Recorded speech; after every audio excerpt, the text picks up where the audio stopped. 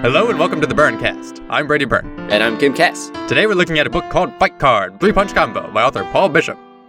As always, any criticisms directed towards the authors or works that we discuss are exaggerated for entertainment purposes and are not meant to be taken personally. Thank you for listening, and we hope you enjoy the show.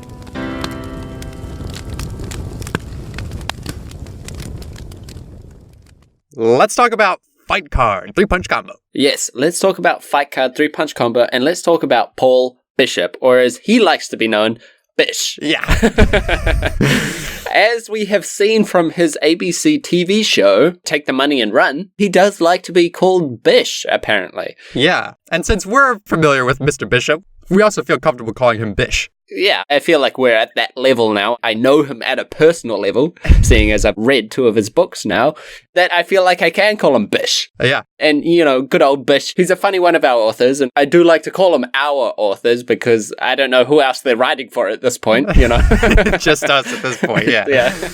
So, yeah, we're going to be talking about Fightcard, and this is, much like Bucket Full of Bullets, a short story of sorts. It's actually 3 short stories put together for a book collection. Yes, and I do want to stop it right there and say that this was supposed to be a 3-punch combo, but it was more like a 2-punch combo. Well, it was like a 2-punch combo, and then a slap to us with the sap gloves. Yeah. So, what is 3-punch combo? Well, it is a story about Patrick Felony Flynn. Yes. He's a boxer, he's a fighter, he's a brawler, he's a policeman, he's a detective. Yeah. And all of those things come into play in the story. And I will say, I don't know if it's just me. I don't know if A Bucket Full of Bullets was just like the worst of the worst. But out of the 2, I preferred this a lot more than Bucket Full of Bullets. I would say this was a much better story overall. Yeah. I didn't feel like I was lost or catching up. I did know what was going on. Well, And for the most part, in comparison. when I got to the 3rd punch, I was knocked out.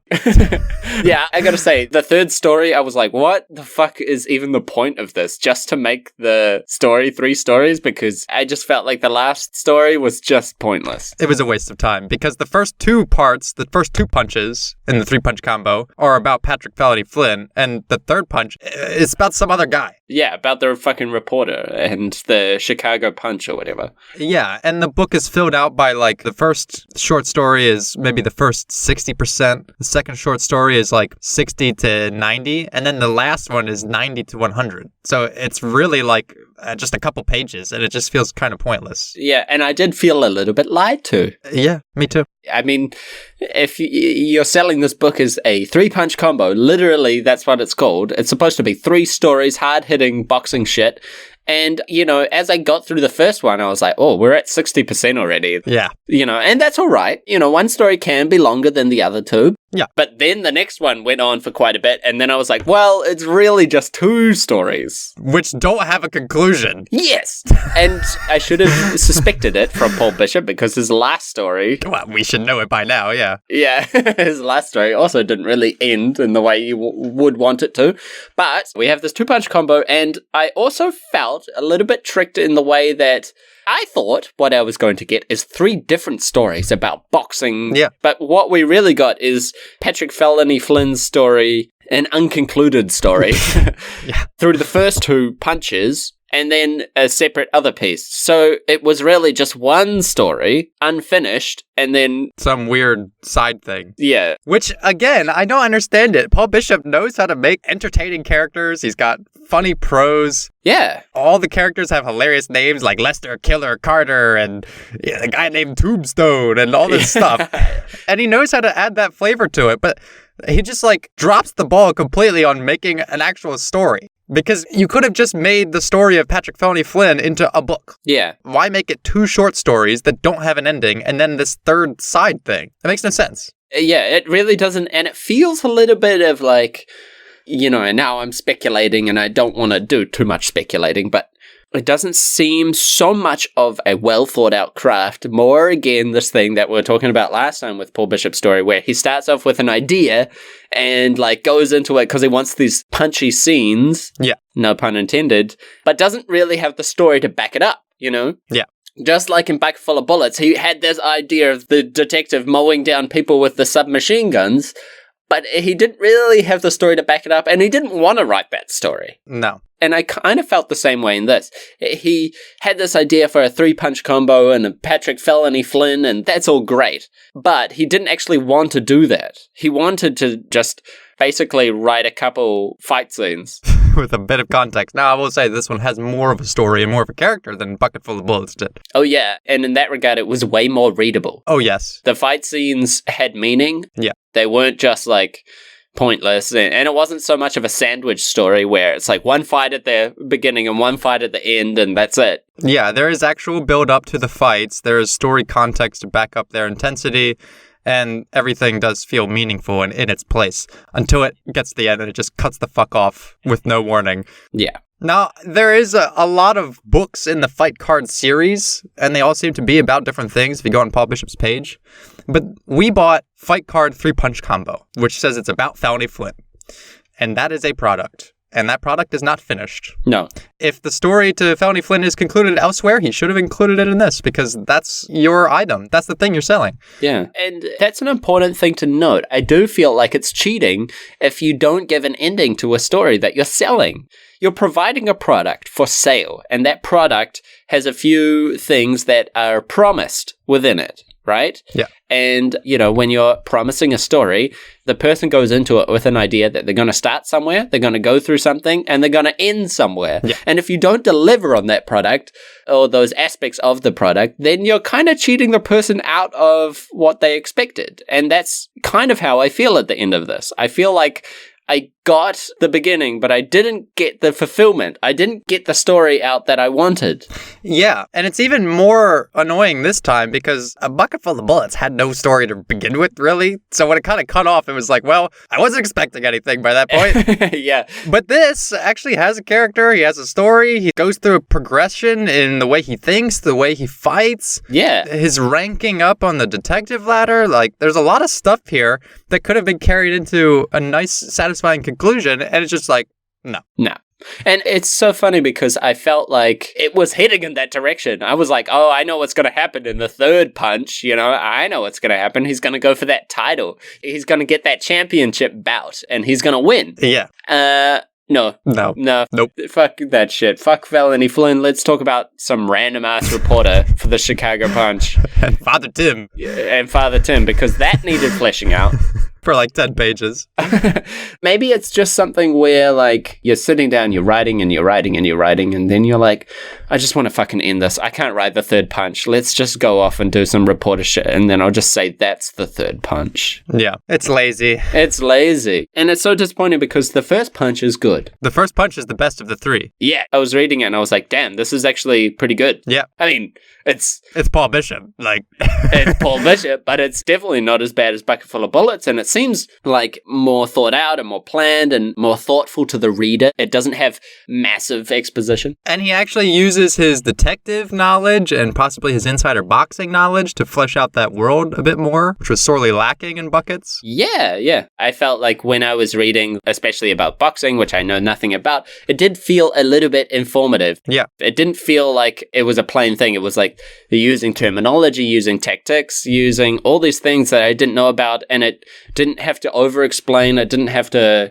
baby walk me into it. It was as it should be, I thought. Yeah, like when Felony Flynn is going up someone of a higher weight class than him, and his mentor named Pops is teaching him how to punch from the canvas, like from the boxing ring itself. Yeah, driving up that kinetic energy through your body, using your whole body to deliver a punch. All that shit was really interesting, and of course it culminates in the final fight that he has in the first punch. Yeah. Where he, like, delivers a really stunning blow to his opponent, Solomon King. Yeah. By finally realizing what Pops was talking about. And it's very Rocky. It's literally Rocky. Like, it's well done, though. And that's almost the strange part is, like, if the first punch was its own short story and that was just it, that'd be great. That'd be fine. It has its own little satisfying wrap-up. Yeah, it does. But when you add the second punch and you're like, okay, this is an ongoing story. We're going to find out more about Felony Flynn because he's also a cop. So there's also a detective element and there's a criminal enterprise that's running the ring and he's in there to try and stop them. Yeah. You know, posing as a fighter and that sort of thing.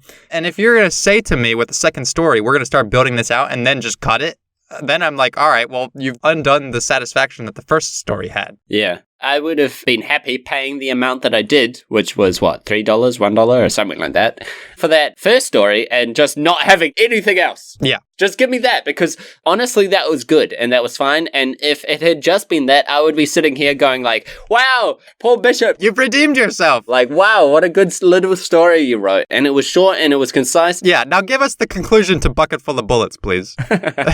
Yeah, please go back and fix that shit. So it's really a case where less is more sometimes. Truly, truly. And this is a perfect example of don't do more than your idea is worth. Yes. But I do want to now segue into a little bit more about the story. So we have Patrick Flynn, or as he's known in the ring, Patrick Felony Flynn. And we have a character named Mickey Cohen who is trying to take control of the boxing ring. He's also a street mobster. He's the bad guy, you know, and he has this fighter called Solomon King. And his ploy is to use Solomon King to go after the world championship title, which would gain him some influence over the fighting world or something. That's his general plan. And Chief Parker wants our boy, Felony Flynn, to go in and be what they call a policeman in the ring, which is sort of a stopgap between the person Solomon King needs to fight to rank up. So Felony Flynn is supposed to go in there, beat Solomon King, and ruin Mickey Cohen's chances of taking over. Yeah, so it's like police versus mobsters in the boxing ring. And that's a cool idea. Yeah. I'm totally happy with that. And I was like, oh yeah, here's the story. Yeah, they're duking it out on the streets and they're duking it out in the ring, and it's got this nice connection. Yeah, it's kind of cool even. You're like, hey, this is a cool idea you got here, man. This is fleshed out and it's fun and it's a little bit silly, but, you know, we'll roll with it. Yeah. But I have a few problems with the story. Now, usually I wouldn't bother, digging into this sort of thing, but I did find some discrepancies, and I'm the sort of person that I just can't stop thinking about that, you know? Yeah. I'm reading a story and I'm like, wait a minute, things don't add up here. Yeah. And it usually comes from overtelling, right? If you're giving exposition about where they've been and what they've done, then I start thinking about the timeline, you know, and I'm like, hang on a minute, how does he fit all of this shit into his life? Yeah, it's actually the more information he gives, you start asking questions you didn't even have before, and that starts poking holes in it. Exactly. Whereas if you just left all that context out, you'd be willing to go with it. Yeah, and again, the reader is always willing to go with it. They don't need, if you tell me he's Patrick Felony Flynn, I'm like, okay, he's Patrick Felony Flynn, he's a boxer, he's a cop, whatever. The more you go into his backstory and the more information I get, the more it seems unreal. Yeah. So he grows up an orphan with Father Tim. Yeah. He was taken in by this priest who trains orphan kids to fight on the streets, basically, and protect themselves. And it's sort of a collective brotherhood type of thing. Some people end up going off and doing their own thing, but they always stick together, you know, if they need each other. Yeah. But Father Tim is the one who taught him how to fight, how to survive. Yeah. And so this kid, Patrick Flynn, joins the Navy. Yeah. He joins the Navy at an awkward time, I guess, because it's sort of in between World War II and before, like, the Korean War and Vietnam and things. So he doesn't do much of the actual war fighting, but what he does do is go to these different ports of call and he gets into brawls with people. So he has this like semi-street fighter, Navy Yard brawl type thing. He's rugged, he's hard, he's fought people on all different sides of the world, and it gives you all of this shit. So I'm like, okay, so he grew up.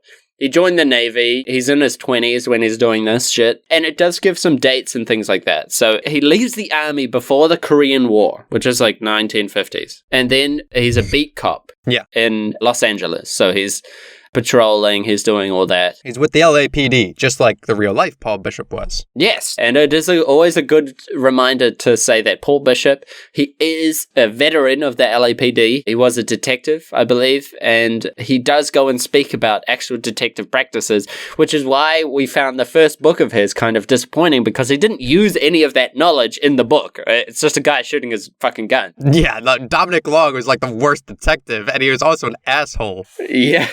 I will say there's an improvement in the level of detective work that goes on in this story, but it's still strange. It doesn't make sense, really. Now, when you look at boxing, I'm not a boxing expert or anything like that, but usually when people enter the boxing scene, they enter quite young. Yeah. Right? So they're usually training through their teen years, and then they enter the stage or in their 20s, you know, and really, really, really good boxers will start doing their thing at age 20. And we're talking about this because Felony Flynn is supposed to be like a world-class boxer. He can take on anyone. He's known particularly for taking on people who are bigger than him or against the odds. Yeah, he's Felony Flynn, the giant killer, and he repeats that line over and over. Like 30 times, yeah. Yeah, really. Like, you hear it over and over and over. So you get this idea that he's always going up against guys that are bigger than him, and he always knocks them down. You know, he gets this classic second wind out of nowhere where, you know, he's taking a pummeling and then he like comes out of nowhere and starts beating down on the giant, you know, and the giant's like, oh yeah, Felony Flynn just doesn't go down. Yeah, and it even goes into this metaphor where it's like David and Goliath, except I ain't got no sling, you know, and it's like, ooh. Yeah, I mean, all that stuff is great. Like, Paul Bishop knows how to write some colorful scenes, some colorful character lines. Yeah, now we don't see him actually take on the world champion, which the whole story is building up to that point. Yeah, he's going from street fighter to illegal ring match champion, and he's working his way up to the grand championship title, and that's where we don't get to see it. Yeah, we don't get to see that. But he must be like in his 30s when he's joined the LAPD and is working for them, and he's working up towards being a detective and still doing like street boxing and stuff like that, I guess. Yeah. Or like unprofessional boxing. And then he gets into this thing where it's like, oh, now I can become like a world champion. Now in my 30s, when most boxers are on the decline, you know, like, yeah, now is my chance, you know, to come through. And I also had a problem with the idea that in the first punch, Chief Parker says, all right, give me your badge, boy. You ain't no cop no more. And he's like all worried about it. And then Chief Parker's like, we want you to go and take out Cohen's boxing man. I want you to go and fight Solomon King in the ring. And he's like, Solomon King? I can't do that. You know, that's a professional fighter. I ain't no fighter, you know, even though he's like, I'm fucking Felony Flynn, yeah. The giant killer. Like, every second line, it's like, I'm the giant killer, but I can't fight Solomon King.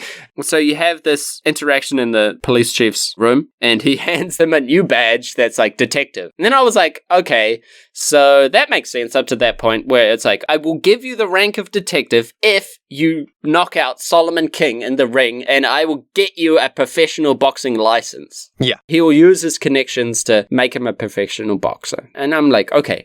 And he does end up beating Solomon King. Yeah. He knocks him out.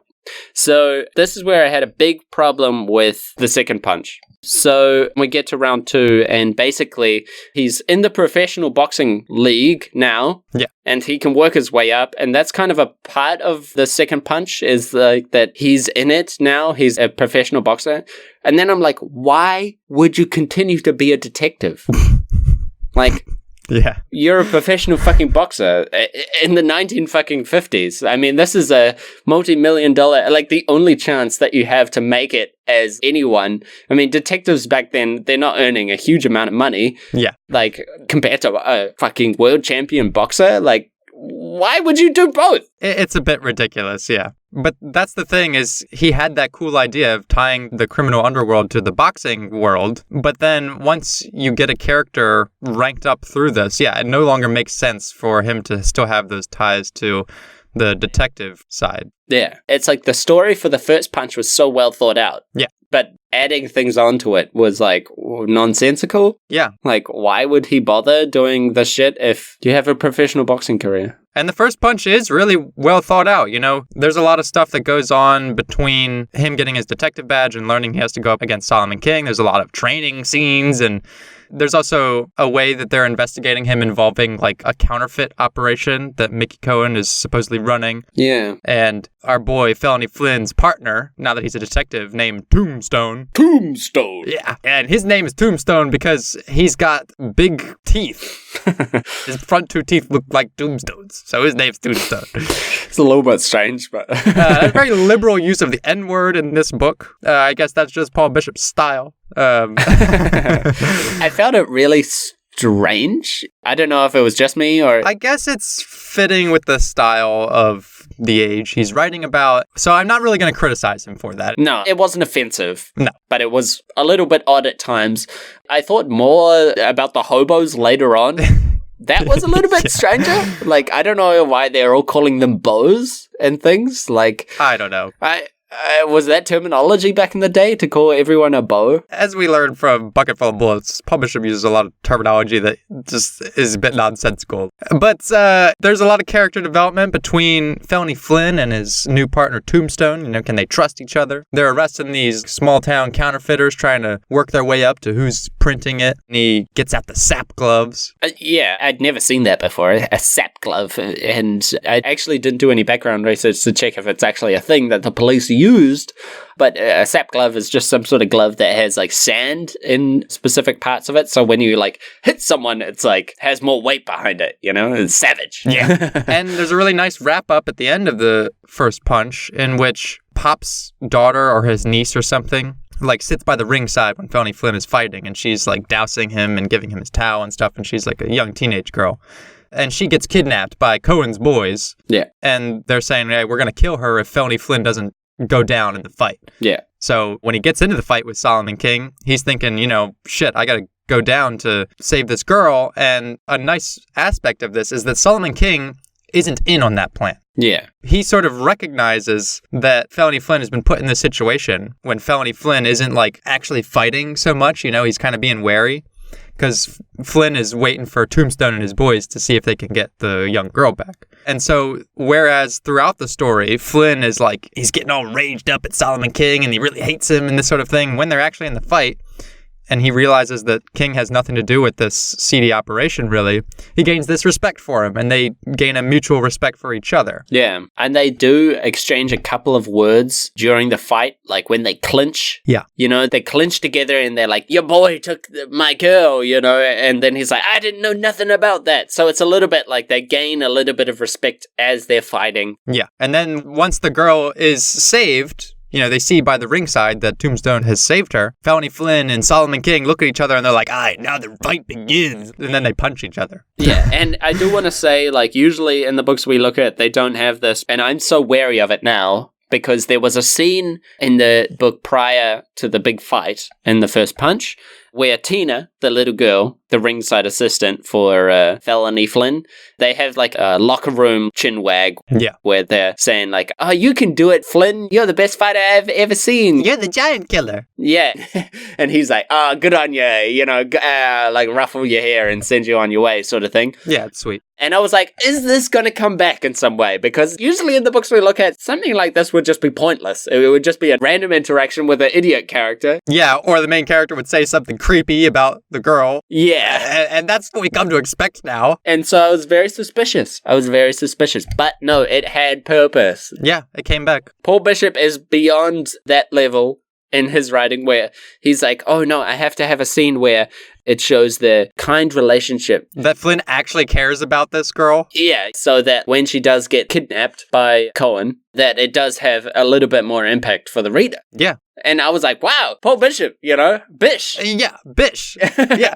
Paul Bishop is a real writer. Yeah. He's not like a lot of the people we talk about on this show. He's a real writer. He writes some silly, dumb shit. Yes. And gets a lot of structure messed up, but he is a real writer. Yeah. And I appreciate that. Yeah. It's like a real writer that's being dragged down by something. Like either he gets to a point in his book where it's just like, oh, fuck, I can't be bothered anymore. Let's just push it out. Yeah. And maybe because he does have connections, he's an actual detective and made TV shows and things like that. So I'm sure he has an agent or he has this connection to the public world where perhaps they're like, oh, we need another book from you. Yeah. And he's like, all right, well, I have to do it, you know, and I have this idea and I'll push it out. But he gets a part way through it and then goes, oh, fuck, I can't.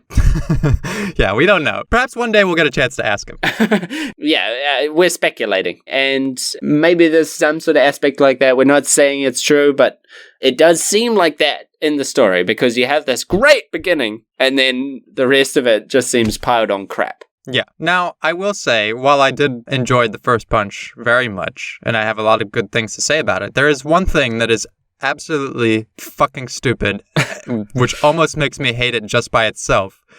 which is the fact that the mob boss's name is Mickey Cohen, and Felony Flynn's brother is also named Mickey. Yeah. And so much of the story is Felony Flynn, like, kind of reminiscing about his background and telling you, I grew up in the Navy and punching dudes on the street, and I'm the giant killer, and I grew up at Father Tim's, and me and my brother Mickey, but he never refers to his brother as Brother Mickey. He just says Mickey. And he just goes from one scene to the next talking about Mickey Cohen and Mickey, his brother. Yeah. But it's not always clear who he's talking about. It's so confusing. Yeah.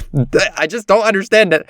Just like Bucket Full of Bullets, he finds new ways to confuse me, even though I'm reading every single line and I still can't understand. I'm like, is this his brother? Is Mickey Cohen his brother? Who is it? Yeah. I mean, like, with the naming schemes and things like that, at the end of the book, it just seemed like there was 20 characters that I couldn't even bother to, like... They all have silly names, yeah. Yeah, they're all, like, Danny Donovan, Mickey Mike, like, it's all shit like that. Yeah, or, like, Johnny Detroit. Yeah. Which isn't even his real name. It's actually Detra. Like, yeah. It's just... it gets a little crazy with the names. Man, simplify things if you're going to add that many people in, And one of the things that pissed me off was maybe we segue into Wolfpack Publishing now. Yeah, we can do that. A favorite of ours. That's where we started from. As you well know, Wolfpack Publishing. Publisher of such hit titles as China Strike and Bucket Full of Bullets. Yeah. Two of my favorite books that we've talked about. Not doing a good job on the proofreading and editing of their published books. Oh, yeah. There are just as many strange edit errors in this as there were Bucket Full of Bullets. Words missing, punctuation missing. Instead of a period, there's a slash. Like, how do you even do that? Yeah, and it's not, like, terrible, but you do notice it. Usually when you pick up a book and you notice something like that, you're like, hey, wait a minute. Yeah, and that's where I'll definitely almost downgrade my praise of Paul Bishop when I said, like, he's a real writer, Yeah. He's separate from the other writers we talk about, but some of the indie publishers that we've talked about who aren't Paul Bishop and don't have the clout that he does, they have better proofreading sometimes than he does. Yeah. And so, like, yes, his prose is better. His characters are more realized sometimes. His color is better, for sure. His purple is dashing, yeah. Yeah, he's purple. He's actually the king of purple prose. But when you have these, like, basic edit errors and they're so blatantly bad sometimes, it's like, I put him right back in the box with fucking Whiskey Flowers. And I'm like, this is just as bad. Yeah. Now, the one thing that really pissed me off was that, I think it's in the second punch, there are multiple references to his fight with Solomon King, but he's named Solomon Kane. And I thought it was just a typo in the beginning, but it's done 3 times. And I was like, okay, so you've obviously just forgotten the name of your fucking, like, big fight, and I'm like, fuck, if you're not even going back and, like, going, come on, man. Just do a fucking Control F and see what his name was. Yeah.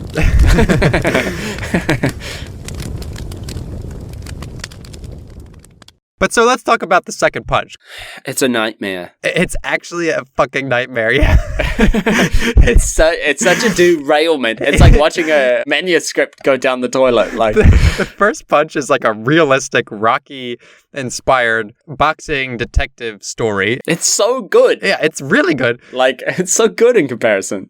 And the second punch goes off the fucking deep end and deep into the fucking swamp. Yeah. Literally. And literally, deep into the New Orleans swamp. Yeah, so Tombstone and Patrick Felony Flynn are hardcore partners now. Patrick Felony Flynn has been upgraded to Chief Parker's special unit called the Hat Squad, a.k.a. the Gangsta Squad. Yeah, we haven't even mentioned that, but it's a big talk in the first punch as well. They get a lot of talk in the first punch, but they don't actually do anything in the first punch, and that's okay, because maybe they'll do something in the second punch, but no, not really. Not really. They're just like regular detectives, but they wear nicer clothes. They all wear fedoras. Yeah. Paul Bishop, he's again with the fedoras. Dominic Long had one. He just loves the fedora. Yeah. But so there's some plot involving one of Patrick Felony Flynn's old friends who grew up with him in Father Tim's orphan house. And he discovers that this man, Marcus, has been killed in some prison in New Orleans. And Chief Parker sends Felony Flynn and Tombstone down to New Orleans, where Tombstone is from. And they go on a fucking weird, batshit, pointless adventure. Yeah, it's annoying because the story begins with like, oh, he's working his way up to the world champ fight. And I was like, let's go in that direction. Yeah. And then it's like, no, we're going down to New Orleans now to investigate the murder of some random chump that you knew in the orphanage. Yeah. It also jumps off the fucking rails with all the voodoo shit. Yeah, it got all magical. Yeah, it gets really magical, like ridiculously. Like, Felony Flynn and Tombstone meet this witch doctor lady, this Haitian voodoo master. She stops him in the fucking streets and puts her hand up against him and wiggles her finger into his shirt and touches his chest so hard that her nail, like, pierces his skin. That, and she's, like, speaking French to him, but he can understand it. Yeah, what the fuck was that? And he literally says, like, I've never heard a word of French in my life, but here's exactly what she says. And she talks to him, like, 6 times. Yeah. And I was like, yo. Are you including a magical element in the story, or is this just some sort of, like, bullshit? And it was on the line of, like, maybe she drugged him with something, and, you know, the culture believes in voodoo or something, so they filter that through the mystical ideas of voodooism. But then it literally gets fucking magical, because the way this lady touched him, she inflicted him with something called the Ligba. Yeah, what was that, dude? The story took such a right turn, I couldn't believe it. And now, there's something in Haitian voodoo called the Papa Ligba, which is some sort of intermediary between the Loa and humanity. It's like a spiritual crossroads and gives or denies permission to speak with spirits, or something like that. In this story, it's like Felony Flynn's been given a fucking superpower, and he's got the Ligba in him, and he calls upon the Ligba to help him win fights and, like, have premonitions. Yeah, like, it doubles as, like, some sort of psychic ability. Yeah. And, like, a second wind in fights where, like, he's going down, he's getting beat up, and then he'll, like... The Ligba comes out. Yeah, and he's just like, oh! Boom!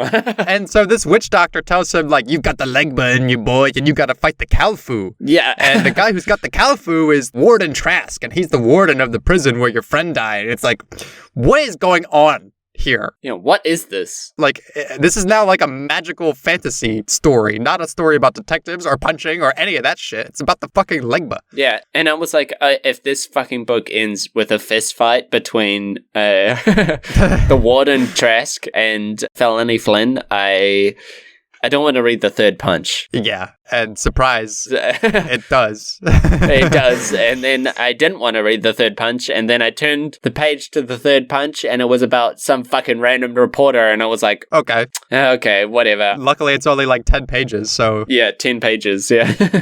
But the plot of the second punch is so incomprehensibly convoluted compared to the first one, because... what they need is for Felony Flynn to, like, infiltrate this prison. And this is another thing. Because it's a boxing-themed story, the plot needs to revolve around things that have to do with boxing. So a lot of this shit is just an excuse to get into a boxing match. Yeah. And the only way they can think of getting Felony Flynn into jail is to have him do a boxing match. Yeah, an illegal boxing match. Yeah, and he's supposed to kill this guy who's in on the plot to get Felony in. And it's supposed to be like a fake death. Yeah. So Felony Flynn gets in this fight with him. He knocks him out, and the dude plays dead, and they take him off, and Flynn is arrested for murder, put in jail. There is sort of like a few jail scenes. They're all pointless. Yeah, it was all pointless, because as soon as he gets into fucking prison, they're like, Cohen says hi, as if he knows all about, like, the plot to get him in. Yeah. The whole thing turns out fucking pointless. But it's even more pointless because Felony Flynn gets locked up in this prison, and I guess he's supposed to, like, figure out what happened to Marcus, but he doesn't. He's also supposed to, like, break out these two brothers, but instead of, like, that being a thing, while he's in prison, Tombstone and, like, the army and the Hat Squad, like, raid the prison and break the brothers out, and Flynn gets on an airboat, chases after Trask, and then he fights him with the Ligba, and then the witch doctor lady shows up and, like, claps her hands, and there's, like, a thunder strike, and it's just like, what the fuck happened here? You know? Yeah, it goes off the fucking rails. What happened to my realistic boxing story? This is now, like, some weird-ass shit. Yeah, it was so... stupid. Yeah, it was really stupid. It was so, like, I'm so disinterested in all this shit. And you're writing towards an audience. You're writing towards people that want to hear about 1950s detectives, boxing stuff. That's cool. It fits together, you know.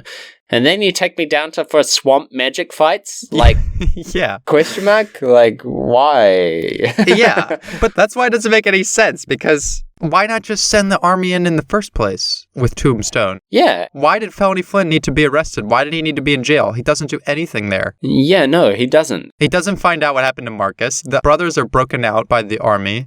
I will say that it also does happen a little bit in the first punch where, like, you know, they find out that Tina, the little girl, has been taken. Yeah. And then Felony Flynn is just like, all right, Tombstone's going to find her. I just have to last in the ring. Yeah. And it's fine there in that situation because he's like already set up to fight this guy and he has to fight. And then it's all set up that he's going to take a dive, you know, to save the little girl's life. Yeah. But then they come back and save her. And she's in the audience. And so he strongmans the fight. But in the second punch, it sort of happens the same way where Tombstone just goes off and figures it all out and brings the army in, and he's the, you know, like, cavalry. He's an actual detective. Yeah. He actually goes and solves the counterfeit ring. He gets Tina. He gets the boys out. And it's like, what is Flynn's role in this? Just to, like, punch people, basically. Yeah. And what the fuck? Why was he even interested in... The whole premise for the story is that this guy turns up dead with tattoos under his armpits. Under his armpits. That's the point where I was like, okay, this is going off the fucking rails. Like, he's got tattoos under his armpits of, like, Felony Flynn, I'm coming for you, or something like that. It's vague enough to where Felony Flynn takes this as a sign of, like, hey, I tattooed myself so that you would see I died and you would come figure out what happened to me. Yeah. But I guess the plot is that someone just killed him, and it was Mickey Cohen's boys who tattooed him like that to attract Flynn there. Yeah. And then, you know, the story even asks, Flynn asks, like, why are they going to all this trouble for one, like, beat cop just turned detective? Yeah. And I'm sitting there thinking, like, yeah, why? Why are they doing that? Yeah. Why is this such a big deal? Well, because he's going for the title now? Like, but they're not even in the title. Yeah. They already squashed their title chances by beating Solomon King. So why are they interested in taking down this detective now? And also, it's explained in the story that Cohen is like a California criminal boss. Yeah. And so he wants to make Felony Flynn go down to New Orleans so that he can be killed there, and then Cohen won't attract all the heat of the cops or whatever, you know? It's messy, yeah. But his idea for this plot is that Flynn will see this guy that's been murdered with the tattoos and go down there and go undercover as a, like, street fighter, even though he's, like, a already world-renowned boxer. I mean, he's already beaten one of the top 3 contenders for the championship belt. And they bring it up in the story. He's constantly like, I hope no one notices me because I'm super famous now. Yeah. And it's like, yeah, why would you send that person in? Yeah, and everyone he meets is just like, I've seen you on TV. Like, yeah, like, why would you send that person in as an undercover cop if he's fucking world famous? Yeah, and the other thing is, like, Flynn and the other dudes, they meet some other guy who's like, you have to go undercover and kill this guy and get into prison. And it's like an obvious thing that he's bullshitting them, but they do it anyways. They don't give any justification why they trust him. Yeah. They even meet him and they're like, I don't trust that guy, but I'm still going to get myself arrested for murder anyways, even though that could go wrong 1,000 ways. But all the realism and all of the believable character aspects of Felony Flynn and Tombstone and the police department and the boxing ring and all that stuff that was tied together in the first one just is thrown out the fucking window in Punch 2. It goes out the fucking window, yeah. And I mean, why would Trask do this with Cohen? Like, oh yeah, I'll murder some guy in my prison for you and get this guy down in here and he'll come and do an undercover operation in our prison that I own. I'll have all these cops go undercover in my prison for you so I can get this guy for you. You know why that is? Why? Because Flynn's got the Ligba in him. And Flynn's got the Ligba and Trask has the Kalfu. And the Kalfu and the Ligba need to fight. That's what the witch doctor says. Yeah. So, and I mean, what can we even say about Punch 3? Nothing. Nothing. I mean, it's a fucking pointless add-on that has nothing to do. I mean, like, who gives a fuck about Father Tim? It's not even about boxing. Yeah, no, it's just about, like, reporter shit. Oh my god, like, why even add that on? It's so insulting. It's pointless. We're not even going to talk about it. The thing I really want to know is this takes place in the 1950s. Now, A Bucket Full of Bullets took place in 1940. So I want to know what Dominic Long was up to during this timeline. Well, Dominic Long was probably, wasn't he East Coast? I don't know. I just want to know if he's still the hottest G-man on the streets. If Felony Flynn came up against Betsy and Bell, I don't think he'd be a world champion anymore. No, well, see, Dominic Long had this idea of, I'll just shoot anyone that I see within my radius with twin submachine guns and ask questions later. Actually, he doesn't even ask the questions later. He doesn't care. No, yeah, he doesn't. He just shoots everyone. But Felony Flynn, I would say, a much more realistic character. Yeah, but he goes in and he tries to do it the clean way. You know, he tries to do clean fighting. He goes undercover. You know, he saves people. I mean, like, why doesn't he just go up in there and use his phone for a couple hours? Yeah. Charge up that phone bill. That's how you get people to talk, all right? Yeah. Pull the toilet paper out of someone's, like, goddamn. Yeah. Why doesn't he just go in there and, you know, steal the dude's keys and park it in a no parking zone, get his car towed? Ooh, that'll shut down the enterprise. That's Dominic Long style. Oh, yeah. Petty detective work. So, 3-punch combo. Yeah. A strong first punch, a flimsy, confused second punch. Yeah, a very strong opening, just like A Bucket Full of Bullets. A big what the fuck in the middle half, and then a nothing ending. Yeah, just both hands up at the end, like, oh, don't hurt me, mister, you know. Like. So, if you're a fan of boxing, if you're a fan of detective work, if you're a fan of them being combined, and if you're a fan of your time being wasted, then read 3-punch combo. If you're a fan of those things and you don't want your time wasted, read the first punch only. I will say that it does get 3 out of 10 for me. I mean, it's leagues better than the other books that we looked at. You will have to look for the mistakes in this book, unless they're mistakes that the authors put in, like Kane over King. Yeah. I mean, naming mistakes are like, man, no autocorrect is going to fix that. You have to remember the names of your characters. Like, yeah.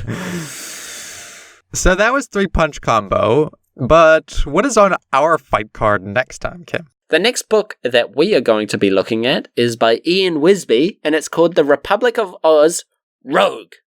Or, as the title actually says, Rogue, The Republic of Oz. Oh boy. Now, this seems to be a story that is definitely in our favorite genre, counter-terrorist. Yeah, one of our favorites. And it's punchy, it's action, sure it's got a little bit of romance thrown in there on a plane at 30,000 feet. So we're going to see Ethan as he does whatever he can to stop a mid-air hijacking. Oh, Ethan Hunt from the Mission Impossible series. No. It's not Ethan Hunt. Oh. It's Ethan Cooper. Well, I suppose that's legally distinct enough. But yeah, so we're going to read not a Mission Impossible book, but a Mission Impossible book. Mission Impossible, what is it, 7? And we're going to get on some crazy hijinks on a plane.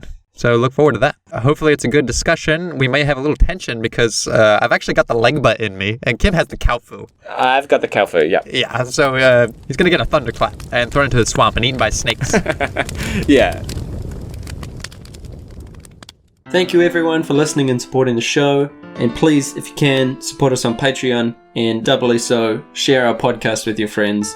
It's a huge help, and thank you to all of those who already do that. If you have a book you want us to look at, share it with us on one of our platforms and we'll consider it for the show. Thanks!